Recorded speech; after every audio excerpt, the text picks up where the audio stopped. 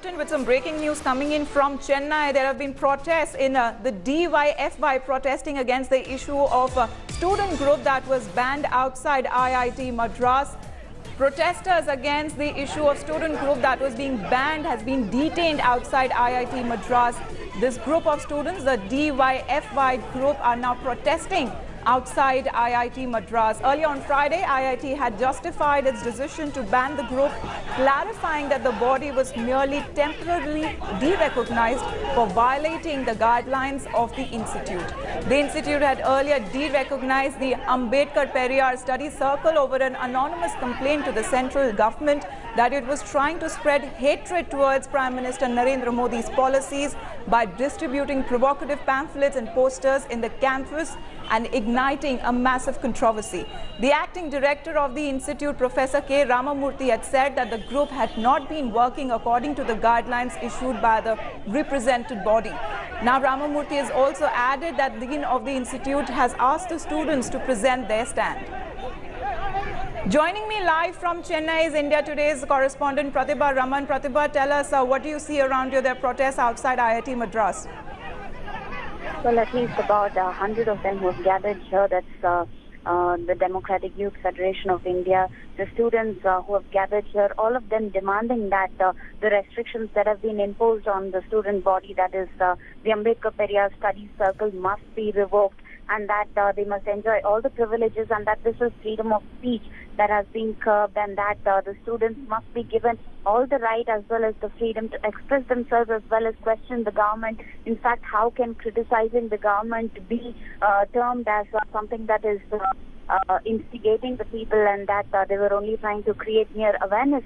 So they are taking the side of the student body and mentioning that they need to be given a platform to explain their stand, number one. And number two, make sure that such student bodies must function and that they must not be restricted or banned in terms of any kind of such conditions that seem to be flimsy according to them. Amita. So, Pratibha, do we see any softening of stand by the Madras IIT administration? Will they give a chance to the banned group to explain themselves?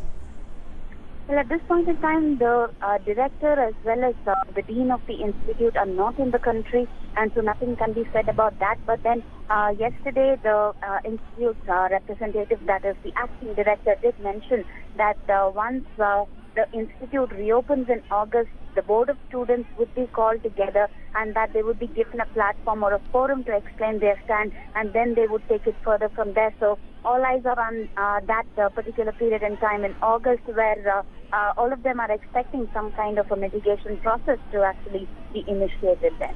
Right, we're seeing the visuals on your television screen. The police are acting against the student groups there who have come in favor, in support of the group that was banned by the Madras IIT. DYFY protesting against the issue of the student group that was banned outside the IIT Madras. The protesters are against the issue of the student group being banned. Now, that group was Ambedkar Periyar Study Circle. Pratibha, tell us what do you see around you? Are there more student groups who are joining, who are joining in support of this group that was banned by Madras IIT? Well, in fact, already there are some of the IIT students as well who have joined the DYFY in their protest. Right since yesterday, they've been stating that they would be protesting, and since 10 a.m. the police was gathered to ensure that it wouldn't turn untoward in this particular area. In fact, the entire road outside the institute has been blocked in terms of traffic, so that protesters can go ahead with their slogans as well as placards that they are carrying, shouting slogans against the institute, stating that they need to revoke the ban immediately, and that the student bodies must be allowed to function. All of them screaming there, all of them shouting slogans, holding placards, and marching in the small space that has been allocated to them. All right, Pratibha, I have to interrupt you there. Joining me on the phone line is Congress leader Priyanka Chaturvedi. Thank you very much for speaking to India Today. What is your first reaction to this whole controversy, Priyanka? It was a controversy which was not needed, considering the amount of interference the government of India is doing into various institutes, and disputing their entire autonomy on the basis of some anonymous letter that has reached the Ministry of HRD. A group has been banned, a students' organization has been banned just because it was critical of the government's policies. It's extremely unfortunate that considering we live in a democracy and the Constitution gives us the right to freedom of speech, freedom of expression, they have tried to thwart that, and it is bound to happen that people and the students would react to something like this. And the Constitution also allows us and allows people of the country to agitate against decisions that are taken, which are arbitrary. Right, but what do you make out of the whole tweet war that was going on between Congress Vice President Rahul Gandhi and the Union HRD Minister Smriti Irani, daring him for an open challenge to speak on the issue? Well, it's amazing that Mrs. Irani refuses to discuss this with the people of this country, and she wants to address one particular person. Entire nation wants to understand from her why is she meddling into so many appointments into the affairs of various institutes, autonomous bodies as far as education is concerned. And she tries to deflect the entire argument into an argument which probably suits her political career. It's unfortunate. She's uncivil to the people of the country, to the students of this country, and that is who she should be addressing. So you think that the Union HRD ministry had no need to say there was an interference by the ministry? Do you think that there was no need for the ministry to come in the issue that could have been solved by the autonomous body like Madras IIT? Absolutely. She should have been, if an anonymous letter is sent across the Ministry of HRD, I'm surprised that she chooses to take action on the basis of an anonymous letter sent across to her, and Ministry of HRD comes, comes down on these student bodies. It is unnecessary meddling, unnecessary interference, which is not needed, and she should be concentrating on the job at hand rather than, instigating people or banning organizations which are critical of the government. So what is the Congress's stand on the issue? We have been very clear about our stand that we are not going to allow these attempts made as far as freedom of speech, freedom of expression is concerned, and we are going to fight this out. It's a very dangerous trend that the HRD has set itself for. Congress leader Priyanka Chaturvedi, many thanks for speaking with India Today. Now that was Congress leader Priyanka Chaturvedi speaking to India Today, saying that Also joining me on the phone line is BJP spokesperson Sambit Patra. Mr. Patra, you can see there are huge protests that are taking place in support of the group that was banned by Madras IIT in Chennai. Your first reaction? Certain things have to be put in perspective over here. Number one, there was a letter which was written to the HRD ministry saying that, in fact, some kind of enmity is trying to be created in the campus of IIT by a group of people. The HRD minister only forwarded the letter asking for comments from IIT director. The IIT is an autonomous institution, and naturally it has certain guidelines which have been laid down by none other than a democratically elected council of students. Definitely every institution's guidelines have to be followed by any student organization or any student group functioning within the campus, and that's why the reason is that the IIT director's yesterday media's report shows that they have only temporarily banned the organization, that is the Ambedkar Periyar group, pending explanation. So it is within the ambit of an autonomous organization to function within its democratic guidelines. This should not be seen as an interference by the HRD minister or the government of India as such. So you're saying what the dean of the Madras IIT, they have taken the decision to de-recognize the study circle, the Ambedkar Periyar study circle group was justified? No, I would say that though I would not hold a brief for the IIT, it is for the IIT spokesperson to give you the reasons as to why the body was de-recognized, which they have already done, I believe, through a letter that they issued yesterday. As far as the Ministry of Human Resource Development is concerned, Government of India, their duty was to forward the letter to the concerned department in IIT, which the government did. The government never believes in interference with the working of autonomous organization, and the government has stuck to this view.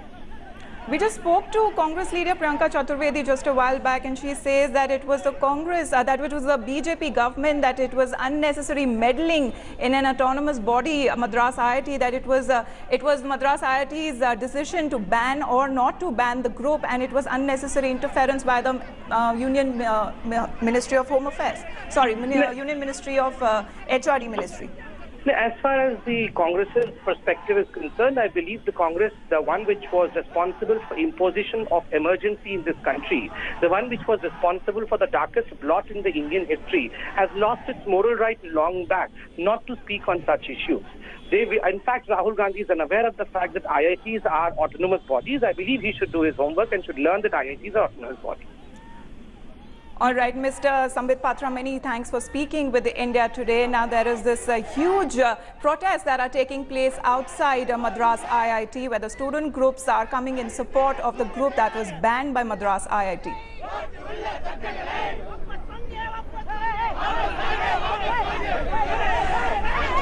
All right, more protest that is coming in now from the national capital. Now, the BJP is protesting outside the residence of Arvind Kejriwal there.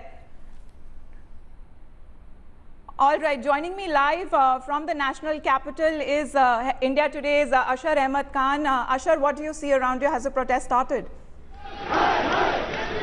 Well, as you can see behind me, the protests are going on. This is the last barricade in which senior BJP leaders are protesting against the Delhi Chief Minister. We can see that in a blue kurta there is Satish Upadhyay, who's president of the Delhi BJP.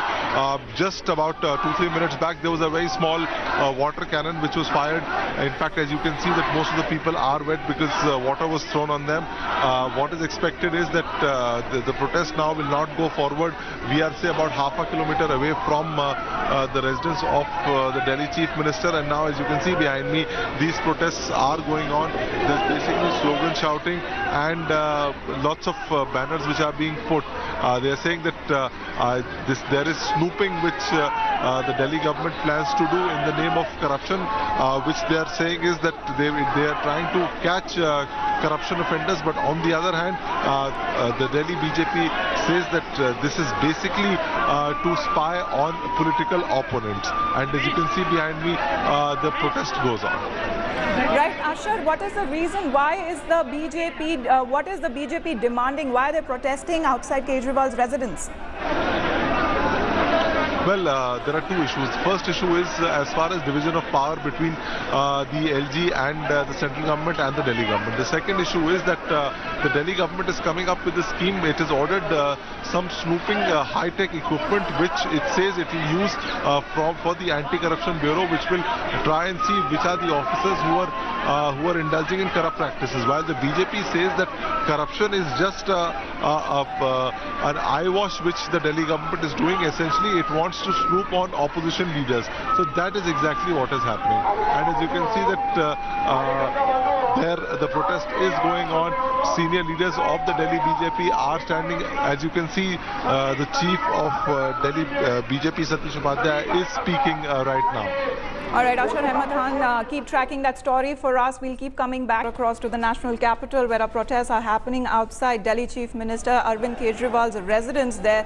The BJP has organized this protest, and this move comes a day after the Delhi High Court refused to put a stay order on the MHA notification, giving Lieutenant Governor Najib Jung the upper hand in matters of the national capital.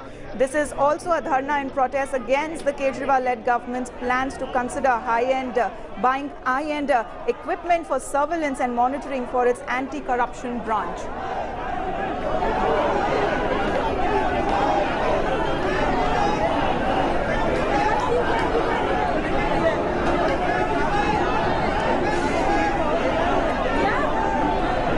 The tussle seems to be brewing further between the Aam Aadmi Party government in the national capital and the BJP government at the centre with every passing day.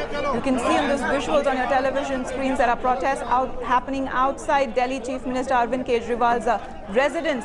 The BJP is now stepping up the heat on Kejriwal-led Delhi government. Currently, the BJP workers are protesting outside Delhi Chief Minister's residence. This move comes a day after Delhi High Court refused to put stay order on the MHA notification, giving the Lieutenant Governor Najib Jung the upper hand in matters of governance of the national capital. This dharna that's happening there in the national capital outside Kejriwal's residence is a dharna to protest against Kejriwal-led government's plans on considering on buying high-end equipment for surveillance and monitoring for its anti-corruption branch.